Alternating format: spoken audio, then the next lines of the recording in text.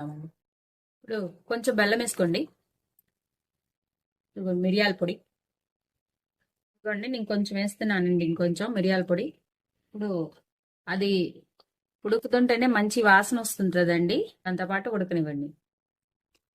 ఇదిగోండి, చూడండి, ఇట్లా ఉడకబెట్టుకోవాలి. ఇలా ఉడికిన చింతపండు పులుసు మీరు రైస్ లోకి ఎంత పట్టిద్దో అంతే కలుపుకోండి. కావాలంటే ఇది మిగిలితే బాక్స్ లో ఉంచుకోవచ్చండి. నీళ్లు తగలకుండా ఉంటే స్టోరేజ్ ఉంటదండి ఖచ్చితంగా. నేను ఎన్ని రోజులు అనేది చెప్పలేను, ఖచ్చితంగా అంటే 3-4 డేస్ అయితే గట్టిగా ఉంటదండి. ఫ్రిడ్జ్ లో అయితే పెట్టుకుంటే ఉంటదండి, వారం అయితే గట్టిగా ఉంటది. ఇదిగోండి, అయిపోయింది. ఇప్పుడు నేను ఆపేసాను. ఒక బౌల్లో అన్నం ముందుగానే ఆరబెట్టుకొని ఉంచుకోవాలండి. ఉంచుకొని నేను ఉప్పు కూడా వేసానండి. జస్ట్ కొంచెం వేసాను ఉప్పు ఆల్రెడీ. నేను పులుసు పోస్తున్నానండి, వేస్తున్నాను మొత్తం కూడా. మొత్తం వేయట్లేదండి, చూసేసుకుందామని కొంచెమే వేస్తున్నాను. నేను ఇది సరిపోయిందండి, మొత్తానికి సరిపోతుంది.